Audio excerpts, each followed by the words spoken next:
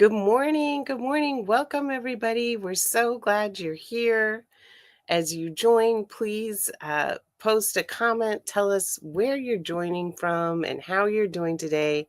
I'm Karen Fleshman. I'm the founder of the Interracial Sisterhood Coalition, and I'm so delighted and honored to be joined by Bridgette Patterson this morning, who is a strategic resilience expert and school board member. I'm so excited to get into this conversation with you, Bridgette. How are you doing today?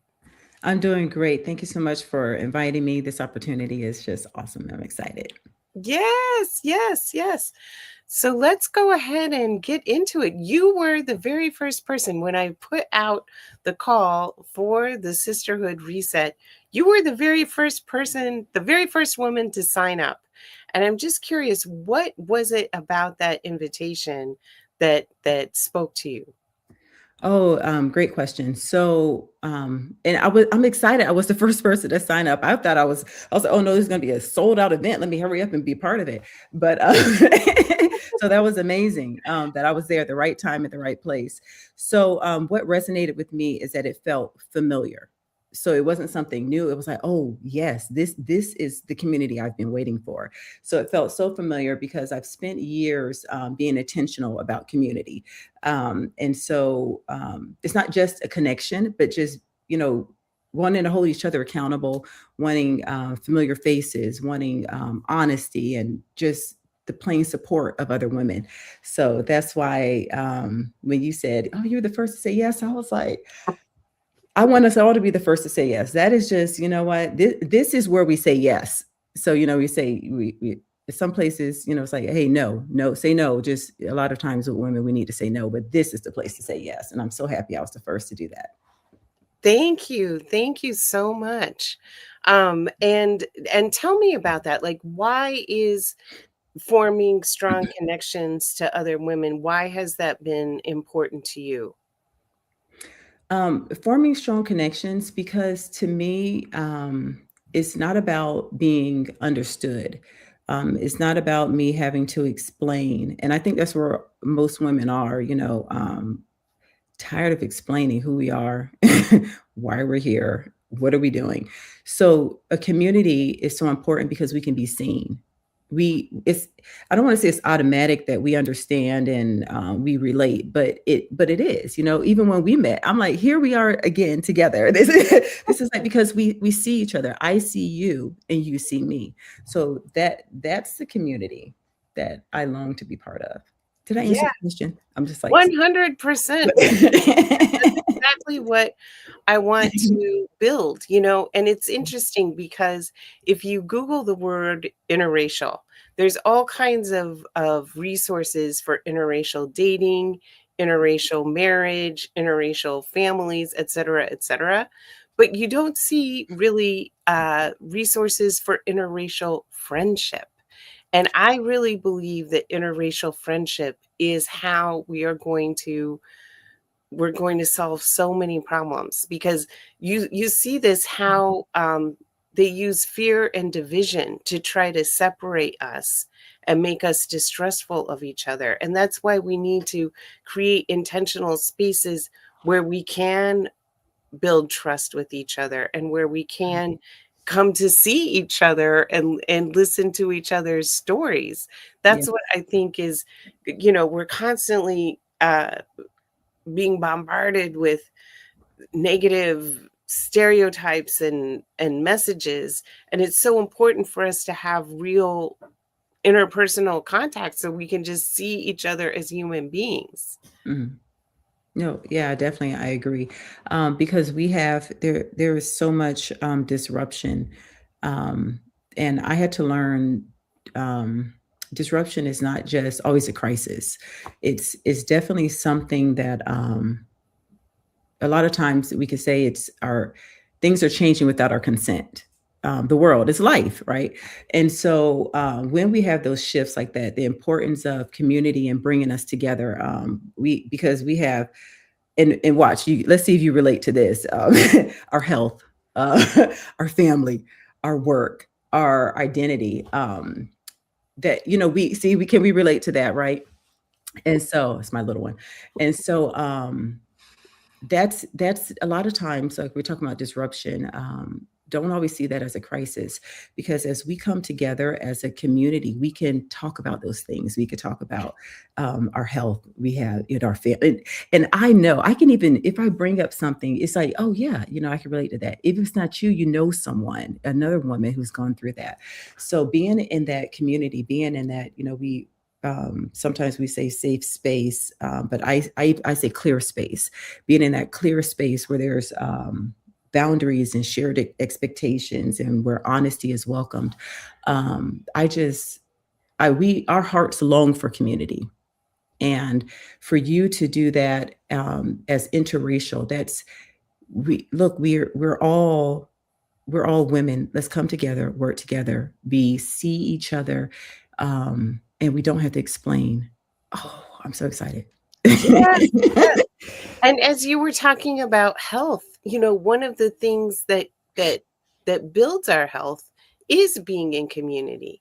When we get isolated, that is really detrimental to our health. I know for me, this year, especially as I reflect on it, the first 3 months, especially, I felt so overwhelmed by the negativity and Mm, so overwhelmed that I just, and I had never struggled with my mental health the way I did the first 3 months of this year. And then I was like, I have to snap out of this. mhm. I have to get together with people. I have to, Yes. um, go for walks. I have to do things that is going to remind me of all the goodness in this world and Mhm. connect me to other positive people. Yeah. Oh, yes. That's really good. Isolation. That's huge. And groups like this, we don't have to be in isolation anymore. So that's really good that you were even able to snap out of it and just remember, like, no, no, no. We need to be in community and going for those walks. Even that, we may look at it like, the simplest thing, but that is so important to our mental health. Getting out and just being one with nature, taking a deep breath, getting some sunshine. Ooh. Yes. I was out this morning. We've had very I live in San Francisco and it's been very cold and rainy Oh, wow. but today it was the sun was out, the plants all look amazing because they got so much rain. It was very muddy, Mm, but it was just so good to feel the earth under your feet and to listen to the birds singing always gives me so mhm. much joy. Yeah, I love that, just being one with nature. Yeah. Mhm, So thank you so much to everyone who's joining us. And please feel free to pop in the chat your name, and how you're doing today, and where you're joining us from. Bridgette and I are talking about the Sisterhood Reset, and how community really builds our resilience, and mhm, it's also a great place for us to feel seen and like we're not alone. Because I don't know mhm. about you, but being a mom, being a working mom, all of that can feel very isolating. Like I'm constantly running from one place to another with this long list of to-do items, and where in that to-do item is filling my cup. Yes, yes, yes, I agree, running from place to place, it is, I don't know how we do it. I don't and the year goes by so fast, it's like, and the kids grow up so fast because you Mhm. feel like you have just been doing nothing but running. Exactly. Yeah. So tell me about, you were sharing with me earlier some of your experiences as a military spouse and moving Mhm. frequently and how that impacted your connection to community. So, the military does very well moving you around from place to place. So I have had to, we call it a reinvent yourself, um, constantly. Sometimes it was 6 months. We had a 6 month tour. We had a 10-month tour, a year tour, 3-year. So building community, I was actually in the library one day. We had went to the library to get a library card. I just try to always keep my kids reading or going to museums. So I was in line, and the lady in front of me, she told, I said, "Hi, how are you doing?" I get in trouble sometimes for talking too much, right, to strangers. But I was like, "Hey, how's it going?" But turns out she was a military spouse, so she just clicked right away. And so she was like, "Yeah, we just moved here from such and such," and I was like, "Great, so did I." And then we were like, "Can you be our child's emergency contact?" Like, who does that? But but I didn't even know her last name. And Mhm. so but that's what we need in that moment. So when you're talking about as when I was a military spouse, it's like, we make those connections quickly. So but keeping those connections is the task when you're moving 6 months, when you're moving 10 months, you're moving a year.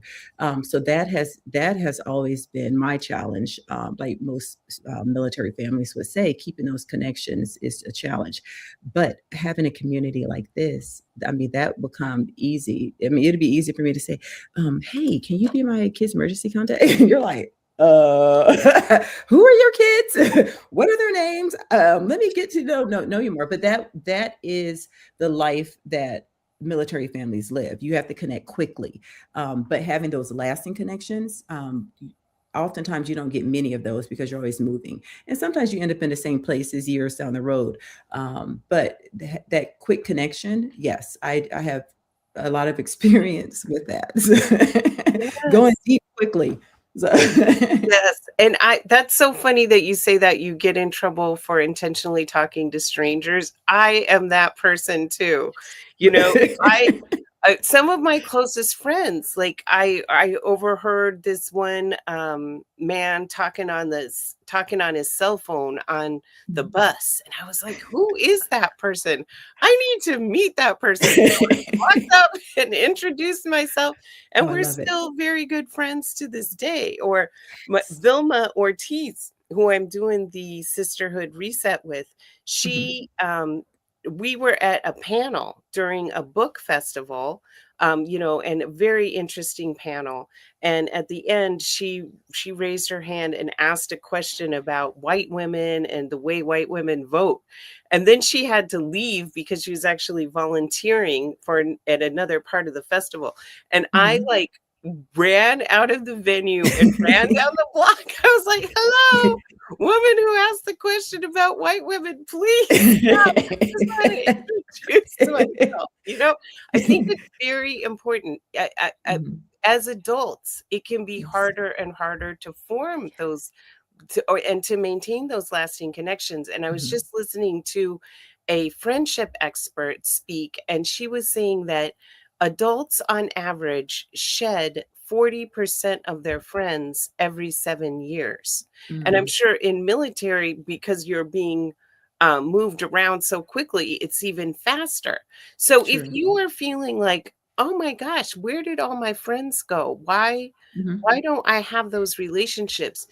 You're not alone. Everyone is feeling that. And I feel like the I feel like not having strong friendships is contributing to our polarization, mm. contributing to our divisiveness as a society, because we need to have those human connections. When we spend all our time connecting with people, online and on social media, it's very different from True. having those in-person conversations and really getting to know each other. That is true. I agree. Okay, let's see. We have so many people. We have people from uh, Atlanta, Oh, awesome. from North Carolina. Thank you so much for joining us, Katya. Yes. And is there space for people who struggle to feel safe in social spaces? I have possible undiagnosed neurodivergence, makes it hard to navigate social spaces. I think this is a social space that is welcoming of all kinds of people.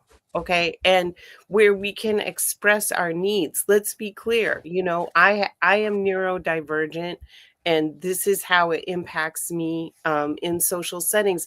Let's express what our needs are and what Mm. our boundaries are, and just be clear about that, and not try to hide or conform to what everybody else is doing. Let's just be who we are, but be clear about what our needs are. And I think people will be happy to accommodate each other. And now within that, we do have to have community agreements about respect and confidentiality, and um, how we're going to handle it if someone says something that someone else finds offensive, those types of things. But I do believe we are welcoming also of trans women. We're very, like, this is a space for all women. Hello, thank you, Jawanta. And hello from Brooklyn. Yes, yes. So let's talk a little bit about your 3 R's framework. Would you like to introduce that and talk about how we can also draw on that for sisterhood? Oh, yes, definitely.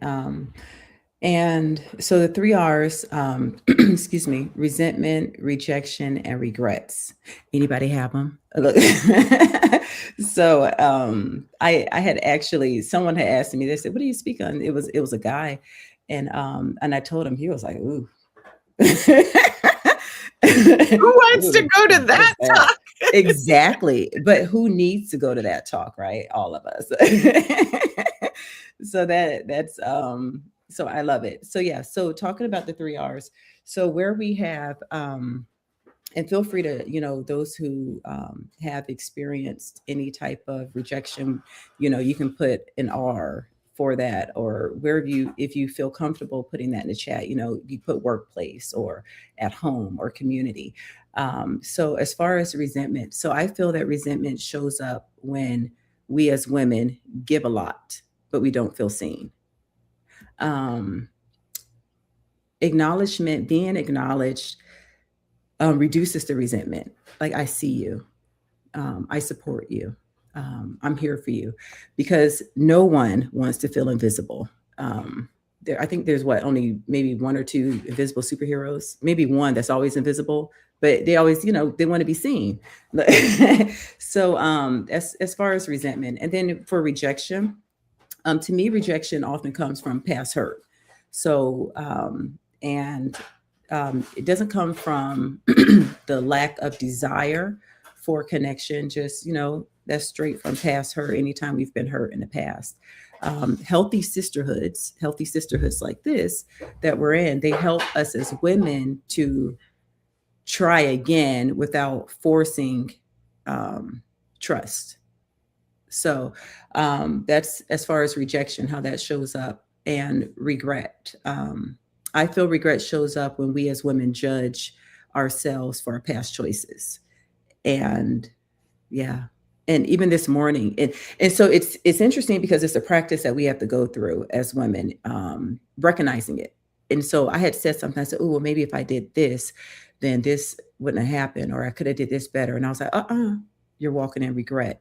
So um, in community, regret becomes, like you said, we share our stories, right? It becomes wisdom instead of our shame. And What does so Rihanna say? No mistakes, only lessons.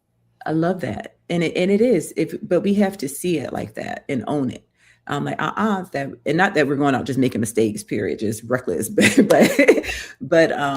definitely, like you said, no mistakes, just lessons. And so within the sisterhood, it gives us women a way to stay open instead of shutting down. So I have reduce the resentment, because it's not, we can't just erase it, but we want to reduce that resentment that we feel when we're not being seen, or nobody cares, that we feel invisible. Reduce that. And how do we reduce that? We go through a process to do that.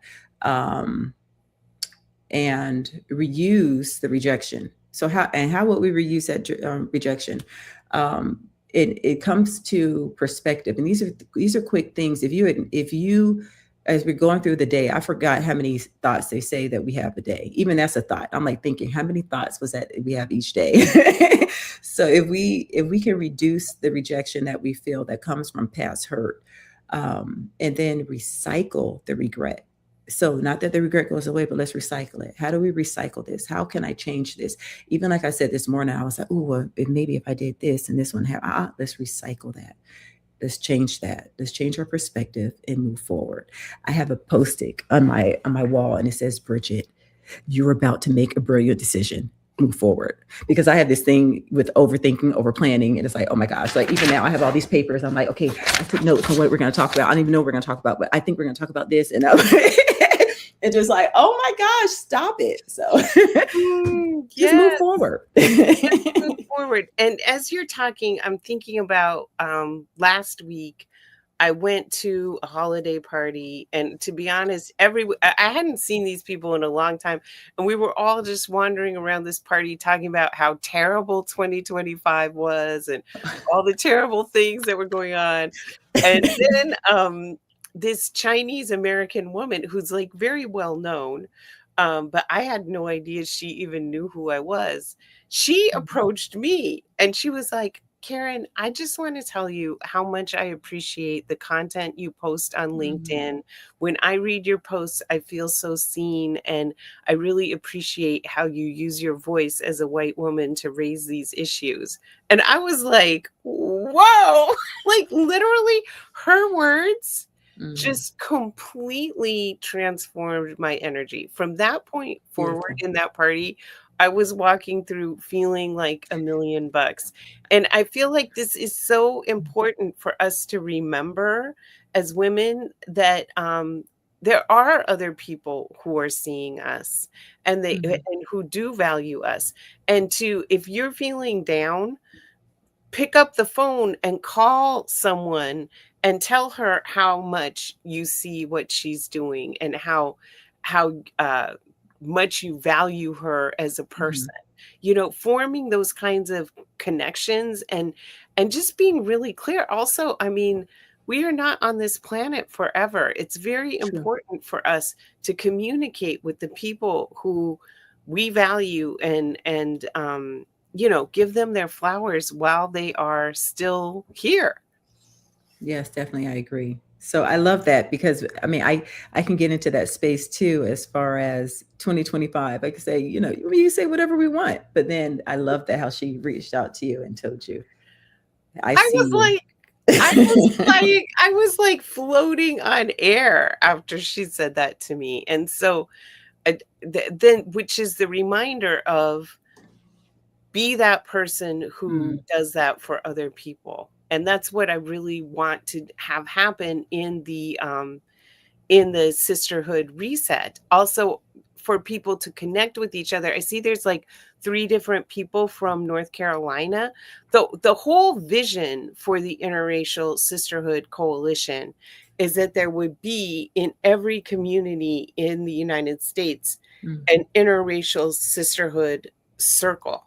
And it would be women who choose to come together, um, to meet on a regular basis in person. It doesn't have to be fancy. It can be in mm, someone's living room or in a coffee house, or whatever is accessible, a library. mm, And that we do a combination of mutual aid, so supporting each other with whatever it is that we need help with, whether that's finding a new job or a good school for our kids, or um, leaving a bad relationship, whatever the case may be. Political education. So we really study what's going on politically in our community and how can we get more involved. I love that you are a school board member, Bridgette. That is so, thank you. I ran for school board, but I did not win. But everyone's telling me to run again. Run again. Yes. I agree. And then we also do just having fun together, whether that's going for a walk, going to Mm, a museum, going to a library, whatever the case may be. Just doing fun things together and building that connective tissue, getting out and getting active and being present with each other Mhm. is so, so very important. Oh, thank you so much. Thank you. Run again. Run Yes. again. Yeah, and Mhm. you were saying that sometimes um, that the military spouses would get kind of depressed from all the moving, and it would be hard for them to get back Mhm. out there. Oh, definitely. It's so much easier to just stay in the house. Don't even unpack. Live out of a suitcase. Don't, I mean, and it's probably, I mean, you look behind me, I don't even have pictures up. You're like, Bridgette, where are your pictures? But because, and that's a mindset. That's something I do need to change, because I was looking, I was like, oh my gosh, your background looks so much like home. I love that. It looks like you have stability. You're grounded. And I look like I could just move today. Well, whereas I'm looking at your background, I'm looking at my background and I'm like, it's so cluttered. There's so many things. I'm looking at your background. It's so zen. It's like so. Not by design. But because that is so funny. But you see how the different perspectives. It's like Yes. I'm like, oh my gosh, it feels so much like home as your background. But oh, what was it? I'm sorry, what was the question? You asked me a question about Oh, military about how spouses. military spouses would sometimes feel very like they didn't want to unpack or they Oh didn't want yes. to. Oh yeah. Yeah. So yes, thank you. So because you, I mean, in moving so often. So at one duty station, we were there for 10 months, and then packed up and moved to Europe. And it's like, why unpack your house? Why? Because once you find the size, figure out the size of your curtains and get a curtain rod, you have orders to move again. That's how it feels. It's almost like, when the new phones come out. That's what I relate so much to those commercials when they're like, another new phone, but we just got this one. But it's like, but we just got here. We have orders again, but we just got here. So it's like almost as soon as you unpack that last box, because imagine just packing up your entire house, and you unpack that last box, and then here comes orders, and it's like, oh my gosh. But we literally just got here. So that can cause not just a military spouse, anybody to go into depression, go into isolation, because it's easier. Why go meet your neighbors if you, hey, how are you guys doing? We're so, whoever we are. And then bye, it's time for us to go. They're like, who are these people? And so they just come here and leave. I mean, are you in witness protection or something? I mean, it's easier, so much easier to stay in a house. And there's so many times when I wanted to just stay in sweatpants and a hoodie and some comfortable mountain man socks, because they're like these warm socks. I bought them when I was in Chicago recently. Love them. And so it is so much easier just to do that. Just not join a community, not be a part. The hard part is opening up your heart again each Mhm. time to go out and, hi, I'm here. I don't know how long I'm going to be here. I'm looking for a job. I don't know how long I'm going to have this job. I have my skills. I actually went on a job interview, and the guy was like, when he was reviewing my resume, he was like, "This is like a gypsy," and I was like, "A gypsy?" And he said, "Oh yeah, you're moving from place to place." And I was like, "Well, why would you call it that? It's military spouse." And I'm educated. I'm like, "Oh gosh, I'm not going to get this job." But this started off very bad already. But people they look at you different. So that's why I'm like, it's hard, and it's so easy to go into depression. I had people ask me, I know you didn't ask this, but even going to get jobs. Do you have kids? Are you married to somebody in the military? And I'm like, no. Or does that have anything to do with the job? So it's like you have to defend who you are on the daily basis, not just being a woman, because they're automatically looking at you like, oh, she's gonna have a kid or something and go off and not come back. They're looking at you. It's so many things compounded for the military families. So when those reports come out, like unemployment is high in the military community, yes, it is, and here are the reasons why. I can give you a ton of lists, but it's so easy to stay home.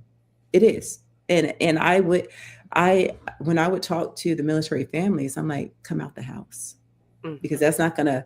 that's not gonna do anybody any good. You And if you have children and your pets, you need, everybody needs to get out the house, get some fresh air, like you were talking about, going for those walks, come out to our meetings, meet with us, enjoy community. And it's hard, even though we're all going through the same thing. It's hard. We're in different and people are in different seasons, but it's very challenging. So my heart always goes out to military families, because it's not easy, but every day they wake up and do it every day. Wow. What a powerful testimony to their service to our society, that they're Hmm. willing to subject themselves to this level of personal pain. But yes, Exactly. we need to reach out and be that woman who reaches out and says, hey, you want to come go for a walk with me? I am that Hmm. annoying person. I'll be like, oh, I'm going to see this movie, you want to come? Hmm. Let's get together. And being very intentional, because if we don't reach out, you know, sometimes we have to be the initiator. Yes. That experience sounds exhausting. Yes. I was exhausted telling it. I was like, oh my gosh, why did I do that for all that time? Why did I live that lifestyle? Oh, thank you. Thank you for your service. Thank you. I definitely need this. Becoming Hmm. resilient. Hmm. Yes, That's what I becoming was resilient, expecting. and not allowing those past negative experiences to cause us to go into that regret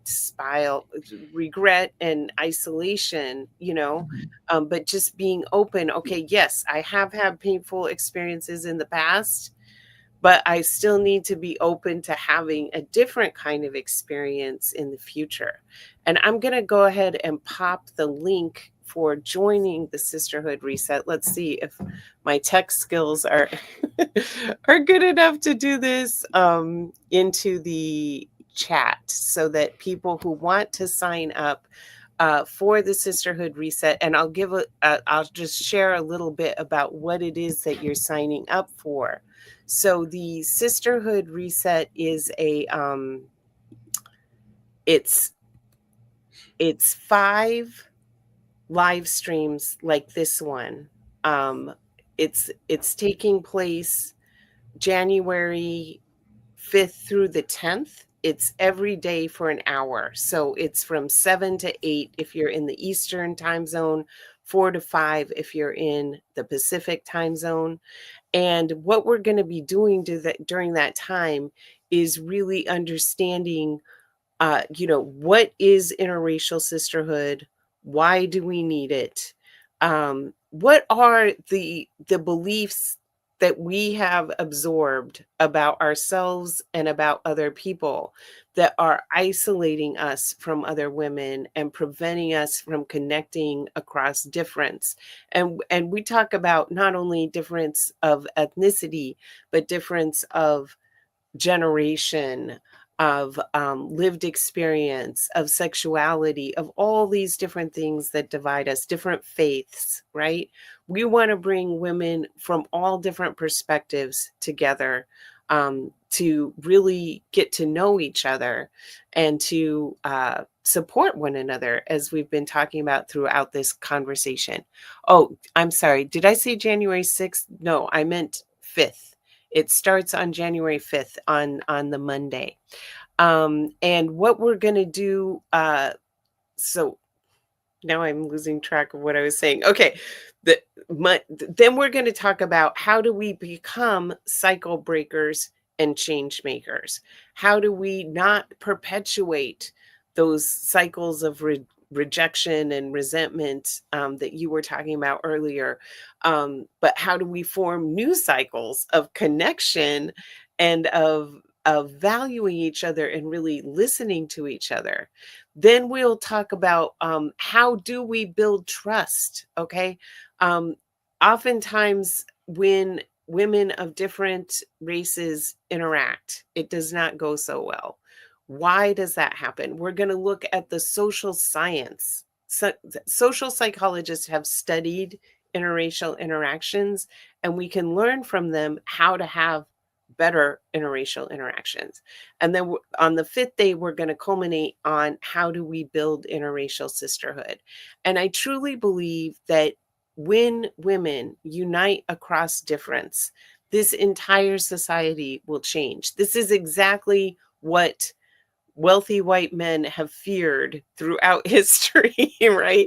They've got to keep women separated from each other, competing with each other, feeling bad about themselves, feeling bad about each other in order to control us and in order to accumulate even more wealth and power.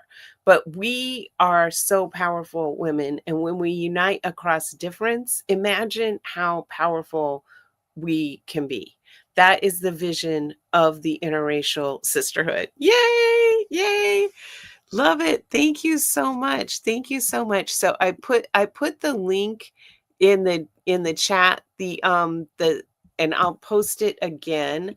The dates are January 5th through 10th, okay, for what we're talking about.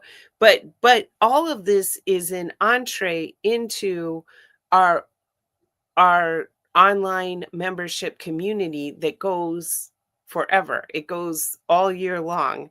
And we'll be having live streams in there, and we'll be supporting you, the members of the community, in doing exactly what I'm talking about in your local community. So, how do you start inviting women to come together and share our stories, go for a walk, go visit a museum together, et cetera, et cetera? We will be talking about how do we become the initiators of interracial sisterhood in our different communities and supporting you in doing that. And then there's also in-person events. We've held 3 interracial sisterhood retreats. We're working on our 4th one for this year, for 2026. And what is the other? Oh, and then in person, like here in San Francisco, I host a monthly interracial sisterhood event, and you were invited to come to that as a member of this community. And I'll share all my notes about what I'm doing so you can host the same event in your community. So for example, last week Angela Davis was speaking here in San Francisco.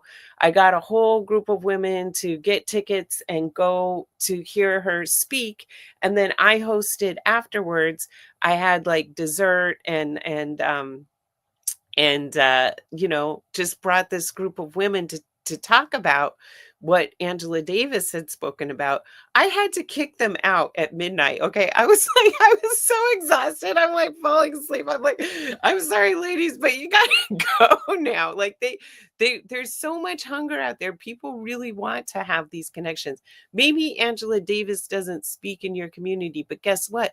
The talk that we went to is recorded. So you could get a group of women together, listen to that recording, and then have a conversation. Or maybe they don't even want to listen to that. They just want to get together and talk.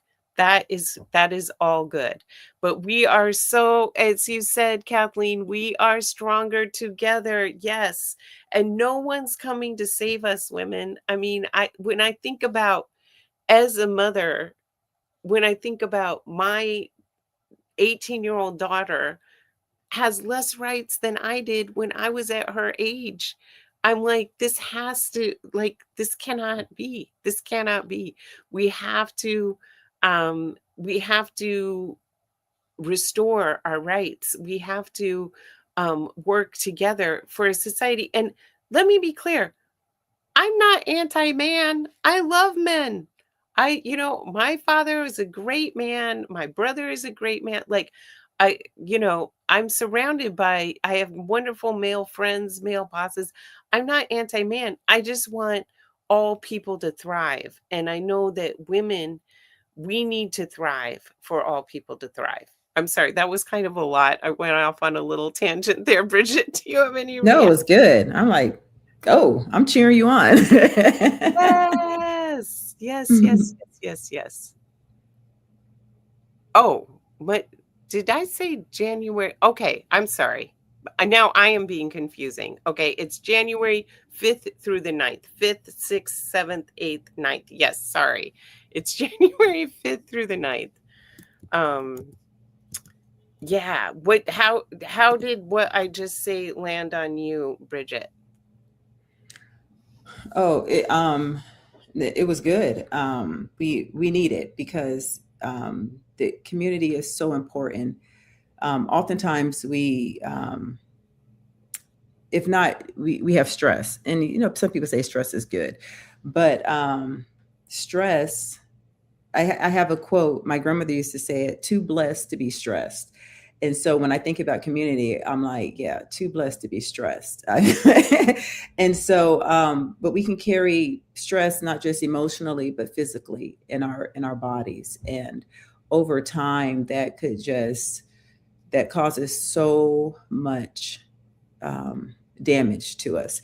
And Yes. so, having a healthy community like this.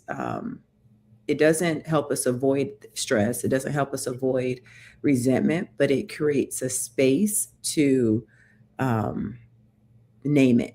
Um, and before it turns into something worse. So that's when you were talking, that's what I was thinking about. Like, oh yeah, community is we're built for community. It's so important because if not, we have no space for that stress, for that, where can we recycle and the rejection and the resentment and the regrets. So, oh yeah, that's a good. Yes, that's a good comment. Yes. Exactly. Exactly. And I feel it so much, like I feel like when I'm on social media especially, and that this is by design. They have the Mhm. people who created social media created the algorithm based on what they know would keep us fixated on social media, which is battling with each other, right? They want us to be divided because then we'll spend more time clicking and they'll make more money, right? And Exactly. we have to stop with Very that. strategic. Yes, very strategic. On the other side, the dopamine that we feel, the Mhm. dopamine, they also have us addicted there. Oh, so and so liked my post. Oh, la la la. Mhm, mhm, Oh, nobody liked this post. Ooh. mhm. That is Exactly. terrible. Okay, we need to don't be addicted to the social media dopamine. Be addicted to the in-person dopamine of sitting and having a real conversation with a Mhm. woman. Yeah. Oh, yes. Oh, okay. Thank you. Thank you, Katya. I'm sorry. I'm sorry. I've put the wrong date on the thing. My 22-year-old told us that we should read Women, Race, and Class by Angela Davis. Yes. Okay. Your 22-year-old and me, we are 100% aligned. There's a few books that I highly recommend everybody read. Women, Race, and Class by Angela Davis is at the top of that list. She really explains why women have been so divided throughout this country's history, by design, right? That literally, you know, wealthy white men imported enslaved women, kidnapped African women, brought them to this country to be the labor to also create, you know, reproduce more laborers, et cetera, et cetera. And they imported white women to be the overseers, to maintain the plantation, keep their eyes on what's going on, to be the second in command so that they could be out there, writing the Constitution and fighting in the Revolutionary Wars, etc. And that from the very beginning, we have been pitted against each other. And very few white women have been true allies, and truly willing to go against the system. And and I'm not trying to justify the fact that few of us have been allies, but when you study this thing, you realize where were the incentives? Like, literally, if you rebelled against these things, they would kill you. Mhm. So there's all these rewards for maintaining the system and all these punishments for going against it. But women, race, and class, it really helps you to understand how in every generation we have perpetuated this division. And my whole thing is I'm not doing it anymore. Okay? 400 Mm. years of division. Thank you, but that's enough. Mhm. Okay? We are going to be the generation to say we are not, we're breaking with those cycles of the Mhm. past, and we're creating our own cycles, our Yes. own intentional reaching out and creating community and bringing Mhm. people together. um yes, Yes. sorry, that's another long diatribe. Thank you. No, I wrote it down, because I'm just like a 22-year-old read that. I definitely need to read it. If they're giving us that advice. That's so good. I mean, you brought up a ton of good points, because that's like um old patterns, and that's a pattern that we're in, and so in that old pattern that teaches and reminds us to um avoid hard conversations, perform strength, and stay silent to keep the peace. But your sisterhood reset, it's no, we're going to ask better questions. And the questions would be, what actually supports us? So we know what doesn't. But let's make that known, like you did with the book. I know you're doing that in January as well. Where we are, where we were, where we are, where we need to go. So that's, I love that. What actually supports us, what promotes, what allows us to be honest with each other, and what makes room for difference without the division. I know some of the comments were talking about being afraid to be, fearing to be with women. I don't know where that one is. I thought I saw something like that. Be in a community. But if we look at it from that perspective, like you're doing this, it's a reset. And that's what a reset does. It's like, we're not having that old pattern. We're not doing that. Um, we're moving forward and asking better questions so that we can be community. Yes, yes. We have to learn how to unpack the negative thinking without being judged or labeled. Thank you so much. I agree 100%, Chawanta. And I put another book that I highly recommend everybody read, Erased: What American Patriarchy Has Hidden from Us, by Anna Malika Tubbs. That's also so beautifully, beautifully written, but goes throughout this whole history of how, um, in every generation, women have felt like kind of trapped and constrained. Mm, And it's from this conditioning and this messaging we've received from a very early age, and that we have, the more that we make ourselves aware of what that messaging and conditioning is, the more mhm. we're able to get rid of it on ourselves and help other women to recognize it and get rid of it. Exactly. She says it's like a cobweb that you can Mm. feel on you, and it's always kind of like Gosh, sticky don't and like cobwebs. irritating you, you're like, what, Mhm, and then you're just like, mhm. shh. And I love Mm, that metaphor. And then she mhm. says, and then you're able to take it off of other women. I was like, that Mm. beautiful, Wow, beautiful metaphor. that So, is. do, folks who are still with us, do you have any questions for Bridgette and me? We'd love to answer any of your questions. I'll share one more time about the reset. And I'm sorry, I said January 5th through 10th. I meant January 5th through 9th, 1 hour every day. We're going to be unpacking all of this, what has divided women through 400 years, and how we can become the cycle breakers and change makers, how we can show up differently, how we can build interracial sisterhood. And it's a great way to begin the new year with new patterns of beliefs and behaviors, and a new community of women who want the same thing, which is unity and power for all women, safety, and freedom for all women. And I know that we can create it. I know that we have the power to create it for all women when we unite.